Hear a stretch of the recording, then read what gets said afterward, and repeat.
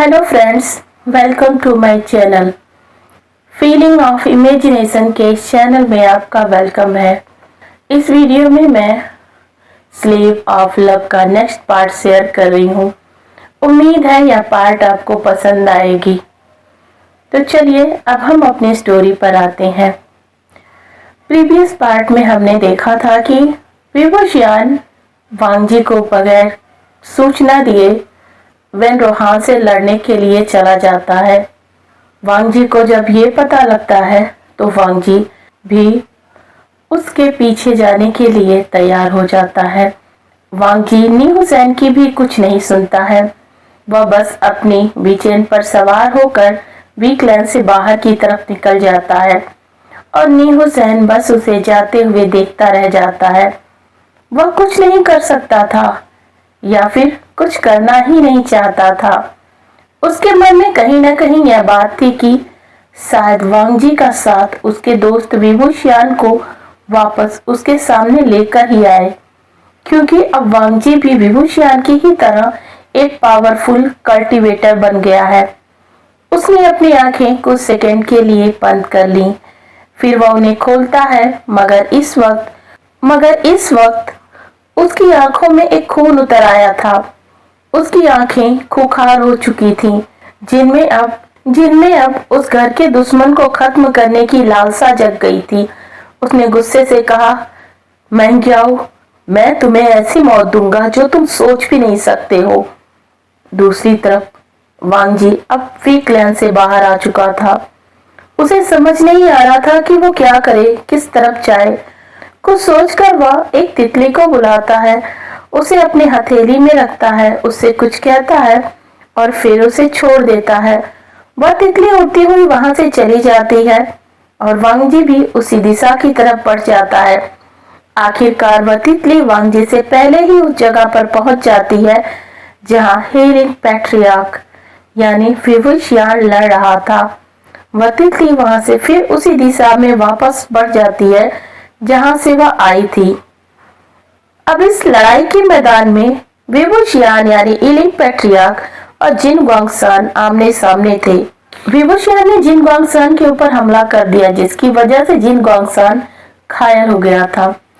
घायल तो विभूषियान भी हो गया था, क्योंकि वह अकेले ही वेन्स और जिन्स की संयुक्त सेना के साथ और साथ ही साथ छोटे छोटे क्लैंस की सेना के साथ लड़ रहा था, जिनमें उसके अपने सेनापति जियांग फैमियान भी शामिल थे। वह भी विभूषियान पर बिना कोई रहम दिखाए लगातार उस पर वार कर रहे थे और विभूषियान उनकी मजबूरी समझ रहा था, क्योंकि उसका मुंह बोला भाई जियांग चेंग वहां नहीं था। वेल्स ने जियांग चेंग को बंदी बना लिया था और उसी के दम पर जियांग फैमियान को लड़ने के लिए तैयार किया था, क्योंकि वो जानते थे जियांग फैमियान अपने बेटे से भी बड़ा वॉरियर है और विभूषियान उन पर कभी भी अपनी पूरी शक्ति के साथ वार नहीं कर पाएगा। मगर उनका ये भ्रम जल्दी ही दूर हो गया, क्योंकि विभूषियान यानी इलिंग पैट्रियार्क का वो भयानक रूप अपने रास्ते में आने वाले किसी भी व्यक्ति को नहीं बख्शा था। मगर हद तो तब हो गई जब विभूषियान ने अकेले पूरी सेना के साथ जिन ग्वांगसान को भी घायल कर दिया था। उस पर मानो साक्षात मृत्यु के देवता का वास हो गया था। सबको गाजर मूली की तरह काटता हुआ वेनचाओ की तरफ विभूषियान बढ़ने लगा था, पर वेनचाओ के अंदर इतनी भी हिम्मत नहीं बची कि वह विभूषियान का सामना कर सके। उसने अपने कदम पीछे लेने शुरू कर दिए थे। उसे ऐसा करता देख वेनरोहान के चेहरे पर पसीने आने लगे थे। वह अपने बेटे का डर से सना हुआ चेहरा देखकर चिल्ला पड़ता है, हेरिंग पैट्रियार्क वहीं रुको, मेरे बच्चे से दूर रहो। मगर अब विभूषियान उसकी बात कहाँ सुनने वाला था। वह अपनी सूबिया निकालता है और उसे लहराते हुए वेनचाओ की तरफ बढ़ जाता है, मगर इससे पहले कि उसकी तलवार वेनचाओ को छू भी पाती कि उसके सीने पर कोई चीज आकर टकरा जाती है। उसकी सूबियान उसके हाथ से छूटकर गिर जाती है। उसके हाथ जैसे ही अपने सीने पर पड़ते हैं, वह समझ जाता है कि इन लोहे से उस पर वार किया गया है। उसकी आंखों में खून उतर आया। उसने वेनरोहान की तरफ देखा तो वेन रोहान, जिसका डर अब गायब हो चुका था, वह हंसते हुए कहता है, अलविदा एलिंग पैट्रियार्क, अब तुम भी अपने माँ बाप के पास जाओ, या फिर से जन्म लेकर आना मुझे मारने के लिए, और फिर से जन्म लेकर आना मुझे मारने के लिए। इस जन्म में तुम मुझे मार तो पाए ही नहीं, कहकर वह हंसने लगता है। विभूषियान बस उसे घूरता रह गया। अब उसकी आंखें जवाब देने लगी थीं। वह अपनी आंखों को बंद करने लगा था और बड़बड़ाता है, माफ करना माँ, माफ करना बाबा, मैं वेन रोहान को खत्म नहीं कर पाया, मगर मैंने पूरी कोशिश की थी। कहते हुए उसकी आंखों से आंसू निकलने लगे थे। वह अब अपने शरीर को महसूस नहीं कर पा रहा था। अब तक उसका शरीर जो हवा में झूल रहा था, वह जमीन पर गिरने लगा, मगर उसका शरीर जमीन को छू भी पाता कि इससे पहले एक काला घेरा उसके चारों तरफ बढ़ गया, जिसे वह पहचान सकता था।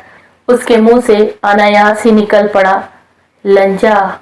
और तभी उसके धुंधले पड़े आंखों के सामने उसके लंजा का चेहरा आ गया, जो शायद उसे ही पुकार रहा था, एलिंग पैट्रियार्क, एलिंग पैट्रियार्क, एलिंग पैट्रियार्क। गगा, गगा, ये आप हो, आप हो। बेबूसियान ने जैसे ही वांगजी के मुंह से गगा सुना, उसके ओठों पर एक मुस्कुराहट तैर जाती है। उसके ओठ धीरे से हिले, लंजा, और वह बेहोश हो गया। इस वक्त वांगजी विभूषियान को अपने हाथों में उठाए बाहर की तरफ अपनी बिचन पर सवार होकर दौड़ गया। उसकी आंखों से आंसू बहे जा रहे थे। इस वक्त वह लड़ाई के मैदान में ये बिल्कुल नहीं देख रहा था कि कौन है कौन नहीं है। इस वक्त वह केवल विभूषियान के चेहरे को देख रहा था, जिस पर से अब पर्दा हट चुका था। खून से लथपथ विभूषियान के चेहरे को वांगजी ऐसे निहार रहा था जैसे कि उसकी पूरी दुनिया ही इस चेहरे में सिमट गई हो। क्यों, क्यों गा, क्यों, क्यों किया आपने मेरे साथ ऐसा? एक तो मुझसे दूर रहे, फिर मुझे अपना गुलाम बनाया, और फिर अचानक से मुझे छोड़कर अकेले ही अपनी लड़ाई लड़ने चले गए और मुझे आजाद कर दिया। आपने मुझे डार्क कल्टीवेशन इसीलिए सिखाया था ना, ताकि मैं आपके लिए लड़ सकूं, मगर आपने मुझे इस लायक भी नहीं समझा गगा, इस लायक भी नहीं समझा। और बस विभूषियान को वह गले से लगाकर रोने लगता है। इस वक्त विभूषियान को लेकर युद्ध के मैदान से वह काफी दूर आ चुका था। उसने विभूषियान को वहीं घास में आराम से उतार दिया और फिर उसके पूरे शरीर को ध्यान से चेक करने लगा। अंत में उसका हाथ विभूषियान के सीने पर था। उसने उस पर अपना हाथ फिराया और अपने रूप से एक पोटली को निकाला और उसके घाव पर लगा दिया, जिससे विभूषियान का खून बहना रुक जाता है। उसने विभूषियान के चेहरे पर हाथ रखा और कहा, गगा, आप मुझे छोड़कर ऐसे नहीं जा सकते हैं। मुझे अपने सवालों का जवाब चाहिए आपसे। आपको भी मेरी नाराजगी झेलनी है, और आप मुझे यूं छोड़कर चले जाएं, ये तो मैं होने नहीं दूंगा। फिर एक बार वह विभूषियान के सीने को अपने हल्के हाथों से छूता है और कहता है, ये ही लोहे का वार है, बस एक ही जगह इसका इलाज हो सकता है, घूसू के उस कोल्ड पॉन्ड में। मुझे आपको लैंड क्लैन ले जाना ही पड़ेगा।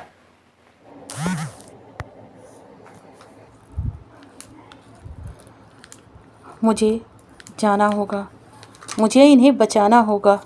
यह कहते हुए वह विभूषियान को एक बार फिर से अपनी गोद में उठाता है, उसके सुबियान को उसके हाथों में रखता है और फिर अपने बिचैन पर सवार होकर गोसू की तरफ मुड़ जाता है। इधर बैटलफील्ड में किसी को समझ में नहीं आ रहा था कि वह इस वक्त जीत का जश्न मनाएं या फिर उस शख्स की तलाश करें जो विभूषियान को लेकर गया है। जिन ग्वांगसान ने कहा, अब हम क्या करें?